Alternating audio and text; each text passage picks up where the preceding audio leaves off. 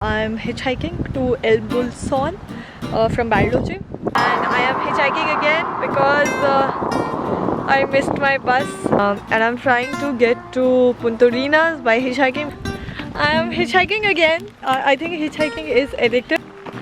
I am hitchhiking to Atacama, San Pedro de Atacama, Chile, from Purmamarca, Argentina. Hey everyone, I'm Risha Singh. Welcome back to my channel, The Soul Speaks. Today I'm talking about hitchhiking. Because if you travel alone and if you travel on a budget, like I always do, then you have to play all your cards very smartly. And every penny that you save translates into either more time on the road or guilt-free money for an activity that you really want to do. Trust me, don't underestimate the power of saving money on transport, especially in countries like Argentina and Brazil where buses can be really expensive. Even Chile, the Patagonian part of Chile. But if you're rich, if this is not your concern, then I just want to add that I have a few slots available for new friends. So write me. This video is categorized into 4 parts. 1. Why would one want to hitchhike? 2. How do you hitchhike? Construction noises. 3. And the most important one for any solo female traveler, is it safe? And the 4th one, I'm going to share some tips and tricks that I have learned through my experiences of hitchhiking thousands of kilometers in South America. Let's get started. Number 1, why would a person want to hitchhike? Why can't you just take a bus and be tension free, just chill for the duration of this journey? I understand where this comes from. The first time I hitchhiked, I told myself I hate construction noises. The first time I hitchhiked, I told myself I'm never hitchhiking again.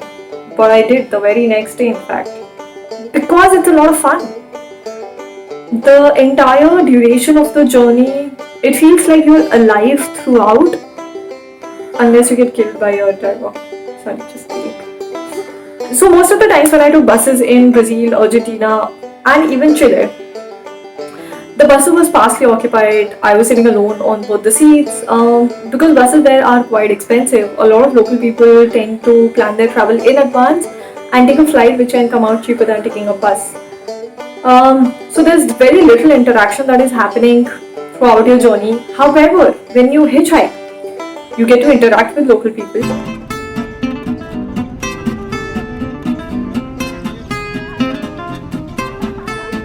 You get to stop in places that you otherwise would not have stopped.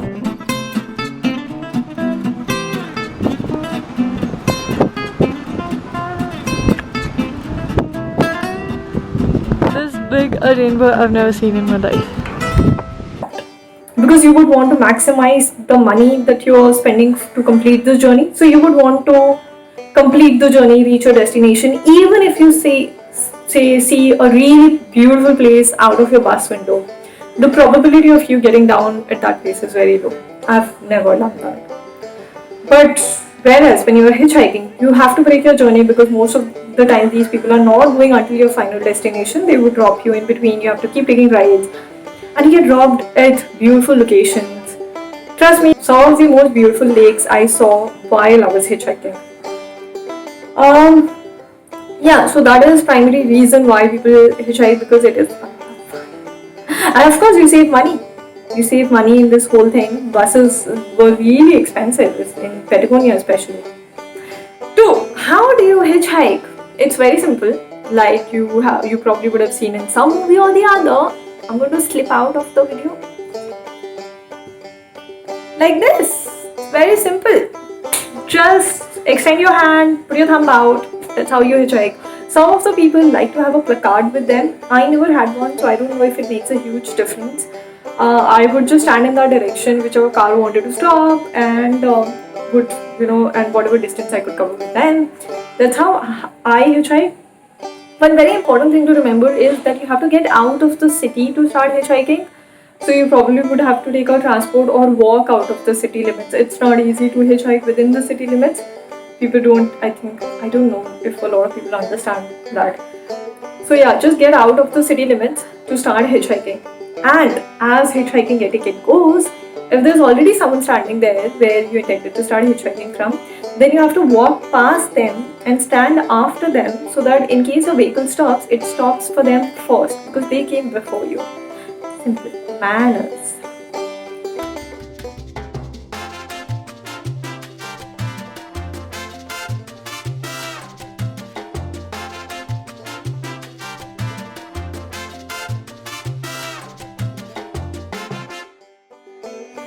Third, and the very important one, is it safe? So, you are getting inside a moving vehicle with a stranger. The stranger has the control of the vehicle. Tell me, do you think it's safe? It's not. However, we live our life as a game of probability, I feel. So you have to see if it's safe in that area. Like, I didn't hitchhike in every country that I went to. In fact, I predominantly hitchhiked only in Patagonia, where one, buses are really expensive, two, people are aware of the concept of hitchhiking, and three, it's very common. One thing that I would want to add is, in the safety pyramid, a single woman falls at the bottom of the pyramid, which means that she is at most risk. But this is correlated with your ease of hitchhiking. What I mean to say is, for a solo female traveler, it's relatively easy to hitch a ride compared to any other possibility, like a solo guy or a couple or three people. But it is correlated with the fact that a solo female traveler is also at the highest risk when she is hitchhiking. So yeah, that's the reality. I mean, you think from the driver's point of view, if I'm driving alone, would I be comfortable having two men, strange men, in my car, or would I be more comfortable with the idea of a woman? You know, a tiny little woman like me getting inside a car. So they are playing by their probabilities as well. Yeah, but what I would strongly recommend is definitely do assess if it's safe or not, speak to locals. Especially what I look out for is how common is crime against women in the country. Like Guatemala, Mexico, it was common news. In India, would I recommend any solo female traveler to hitchhike in these countries? Absolutely not. And in terms of the South American context, I'm going to talk about the exact places that I felt were relatively safe for a woman to hitchhike in at the end of the video. Moving to some tips and tricks of hitchhiking. One, like I mentioned earlier, get out of the city limits. That's where hitchhiking really begins. Within the city, it's really difficult to hitch a ride unless you're starting super early, like 5 a.m. or 6 a.m. And yes, start super early. It's easier to hitch a ride when there are lesser people on the road.